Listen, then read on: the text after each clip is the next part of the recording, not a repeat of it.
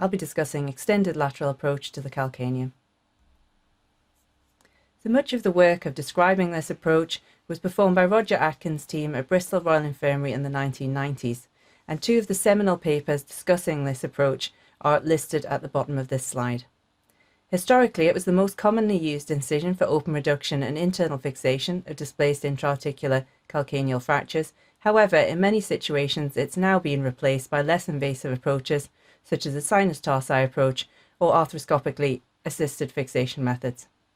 It still has some utility in fixation of late presenting fractures, those with significant lateral wall involvement and subfibular impingement, and it can also be employed for elective surgery to the hindfoot in certain situations.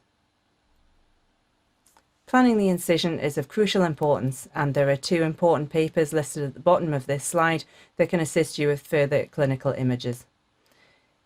The incision is made along the watershed between the glabrous skin and the non-glabrous skin, parallel to the bottom of the foot. There is then a smooth curve of more than 90 degrees at the corner, and then the incision is carried on up the ascending limb of the incision towards the midpoint of the Achilles tendon. It employs the watershed between the angiosome supplied by the posterior perineal artery, which is an end artery of the perineal, and the lateral plantar artery, which is an end artery of the posterior tibial.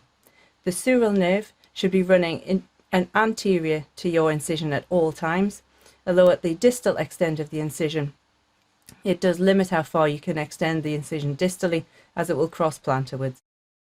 For deep dissection, it's important to raise full thickness flaps along the area of the incision over the calcaneum and stay on the bone throughout. The perineal tendons may be elevated with their sheath subperiosteally to allow access to the subtalar joint. The most feared complication of this approach is wound edge necrosis and wound dehiscence, which in the literature occurs in between 0 and 24% of cases. It is clear that the experience of the surgeon and the care with which the incision is planned and made are the most important factors in preventing this complication.